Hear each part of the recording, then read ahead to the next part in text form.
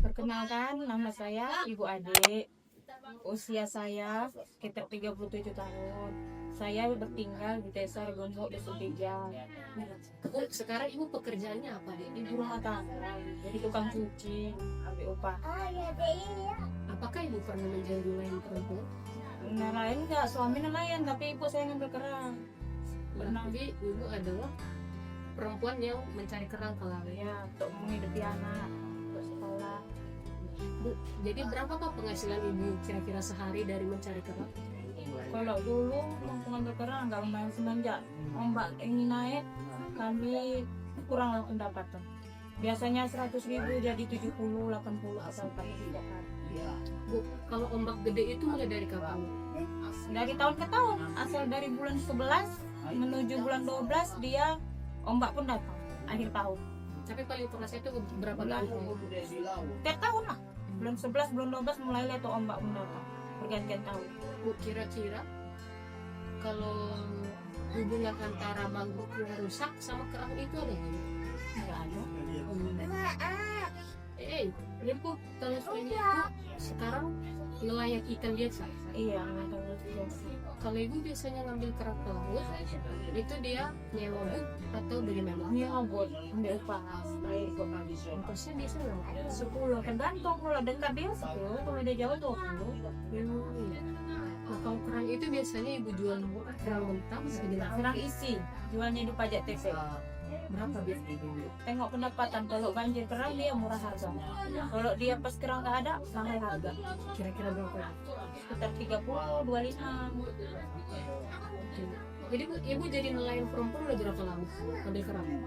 2 tahunan, semenjak udah nelayan nggak ngambil kerang lagi. Nggak tahu. Nah, ibu biasanya cari kerang sampai kemana? Sampai sekitar kayaknya sampai rambut panjang aja pulang.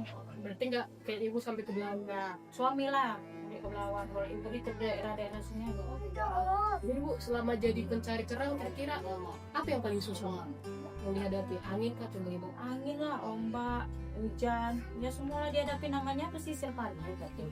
Itu yang sampai nyelam-nyelam itu ya? Iya, nyelam. Itulah yang untuk dicari kampung. Jadi di sini ada ibu dengar tentang puka telur itu? Ya sebagian yang ada, kami sebagian ya ke laut biasa lah. Jadi puka telur itu kayaknya berdampak nggak untuk nelayan kecil? Ya mana yang biasanya berdampak, mana yang enggak juga. Kalau yang bagi yang nelayan yang biasa ya berdampak. Tapi kalau yang katrol yang biasa ya katrol berdampak. Makanya kita mencari mata, adanya lah yang bisa untuk beli beras. Berarti Bu, yang paling terdampak itu nelayan-nelayan kecil ya Bu, dan puka telur. Tapi yang kami yang nggak habis pikir nih cakar kerang inilah. Iya, kalau udah masuk cakar kerang daerah kami habis lah kami untuk ngambang. Karena para janda-janda pun capek mengambil kerang itu, nggak bisa habis kayak gitu aja. Kalau udah besi main, mana lagi yang mau kami ambil, kami meraba. Sementara orang itu pakai besi ya kalah lah kami. Cakar kerang ini siapa aja Bu yang punya? Nggak tahu lah daerah mana, bukan daerah pesisir sini, orang luar lah. Ke daerah mana-mana, entah dari Belawan, dari mana-mana lah, aku nggak tahu. Berarti Bu, dari berapa tahun yang lalu ada cakar kerang? Setiap tahun kayak gitu. Kalau udah banyak kerang daerah sini, semua pun orang masuk. Mulai dari tahun berapa ada cakar kerang? Ya dari dulu, dari zaman dulu lah, dari ibu anak 1 sampai anak ibu 5. Setiap ada kerang orang itu mencakar besi, kami yang meraba lah semampu kami.